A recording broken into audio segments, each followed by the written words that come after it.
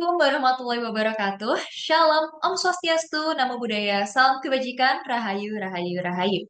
Halo semuanya, saya Aurelia Saraswati Winayuna Putri dengan NIM 191221171 dari kelas Administrasi dan Kebijakan Kesehatan, Peminatan Administrasi dan Kebijakan Kesehatan, Prodi Kesehatan Masyarakat, Fakultas Kesehatan Masyarakat 2025.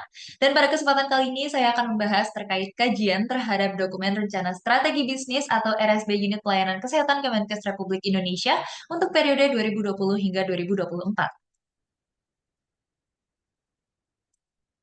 Presentasi saya akan terbagi dalam beberapa bagian. Yang pertama, saya akan menjelaskan secara singkat profil dari RSB UPK itu sendiri. Kemudian, saya akan masuk ke analisis SWOT yang memuat sisi positif dan negatif. Kemudian, saya akan membahas TWS Matrix sebagai turunan dari SWOT Analysis, dan saya akan memberikan usulan perbaikan yang aplikatif. Terakhir, saya akan menutup dengan kesimpulan dan juga daftar referensi yang saya gunakan. Baik, kita masuk ke profil singkat dari RSP UPK Kemenkes sendiri yang merupakan unit teknis yang memberikan pelayanan kesehatan untuk pegawai Kemenkes maupun masyarakat umum. UPK terdiri dari klinik pratama dan juga klinik utama. Klinik pratama dari UPK melayani poli umum, gigi, hingga kebidanan dan juga sudah terakreditasi dengan predikat utama sejak 2019 dan provider BPJS sejak 2017. Klinik utama mencakup layanan spesialis jantung, paru, rehabilitasi medik, okupasi, laboratorium, radiologi, farmasi, dan juga unit gawat darurat. Saat ini, UPK didukung oleh sekitar 45 tenaga kesehatan dari berbagai disiplin ilmu. Visi mereka adalah menjadi sarana pelayanan kesehatan berkualitas dengan misi yang mencakup layanan promotif, preventif, kuratif, rehabilitatif, peningkatan kompetensi SDM, pemenuhan sarana prasarana, serta digitalisasi layanan.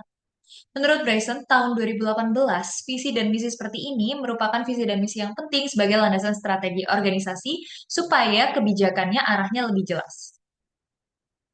Baik, kita masuk ke SWOT analysis. Baik, kalau kita lihat dari segi kekuatan internal, ada beberapa hal yang bisa kita perhatikan. Yang pertama, lokasi UPK ini strategis dan juga mudah dijangkau. Kedua, klinik Pratama ini sudah terakreditasi utama dan menjadi provider BPJS, yang jelas meningkatkan kredibilitas dari layanan yang diberikan. Ketiga, SDM yang kompeten dan berkomitmen, serta sarana-prasarana yang relatif lengkap, mulai dari laboratorium, farmasi, dan juga radiologi. Nah, menurut WHO tahun 2019, kompetensi SDM dan ketersediaan sarana adalah suatu fondasi dari mutu layanan kesehatan yang baik. Nah, tapi walaupun tadi kita sudah membahas terkait strike-nya, ada juga kelemahan internal. Klinik utama sampai saat ini belum terakreditasi dan juga belum terintegrasi dengan BPJS, dengan jumlah tenaga kesehatan yang masih kurang jika dibandingkan dengan standar beban kerja. Selain itu, rekam medis belum terintegrasi dan juga sistem informasi manajemen kliniknya masih lemah. Menurut teori dari David tahun 2017, kelemahan internal seperti ini akan menghambat keunggulan kompetitif organisasi jika tidak segera diatasi. Selanjutnya, untuk opportunities atau peluang eksternal. UPK bisa memanfaatkan program JKN yang sudah ada dan juga bekerja sama dengan asuransi lainnya. Dukungan suprasistem dari Kemenkes dan juga instansi di sekitar dapat menjadi peluang untuk memperluas layanan. Ditambah lagi, kesadaran dan masyarakat terhadap kesehatan ini semakin meningkat seiring berjalannya waktu. Seperti yang dikatakan oleh research by Whelan and Hunter tahun 2018, peluang eksternal ini harus bisa dikapitalisasi untuk memperkuat posisi organisasi dalam lingkungannya. Yang terakhir, tentu saja kita akan membahas terkait ancaman eksternal. Perubahan regulasi kesehatan sangat cepat. It is rapidly changing dan bisa berdampak pada operasional. Tren penyakit menular dan tidak menular juga terus meningkat. Di sisi lain, masyarakat semakin menuntut mutu pelayanan yang tinggi dengan anggaran yang terbatas dan juga harga alat kesehatan yang terus naik. Menurut WHO, bahkan menekankan bahwa perubahan epidemiologi ini sebagai keterbatasan pembiayaan dan merupakan tantangan yang besar bagi sistem kesehatan di banyak negara, termasuk negara kita Indonesia. Selanjutnya, kalau misalnya kita gabungkan analisis SWOT tadi ke dalam TOWS Matrix, maka strategi yang kita dapatkan akan lebih jelas.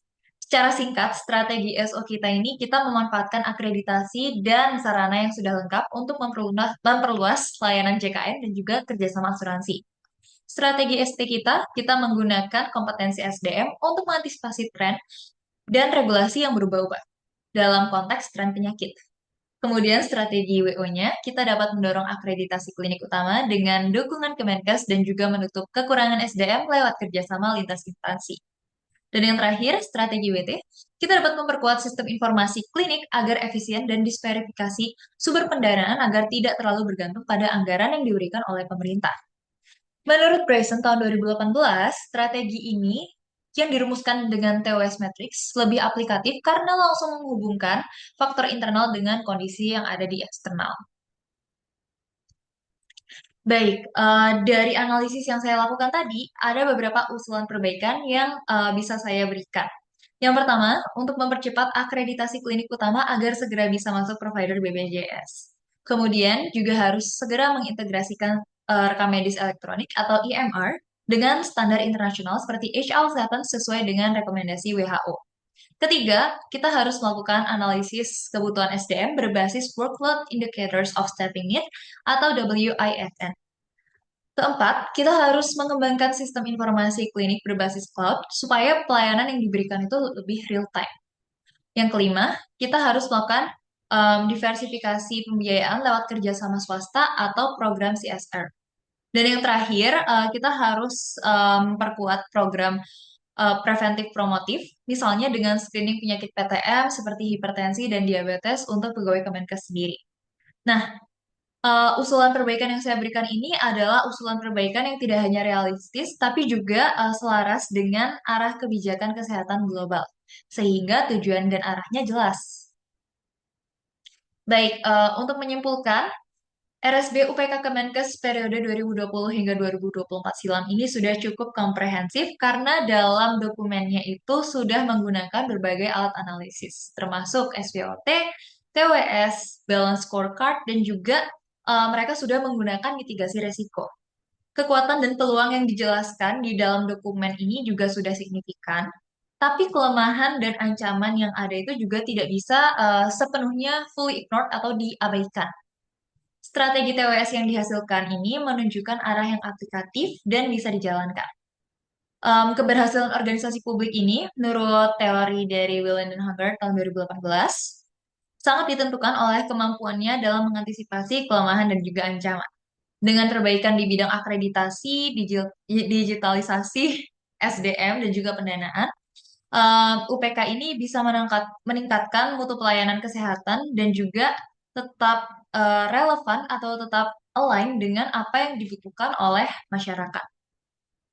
Baik, dalam kajian ini saya menggunakan beberapa referensi yang saya jadikan acuan, antara lain adalah sebagai berikut.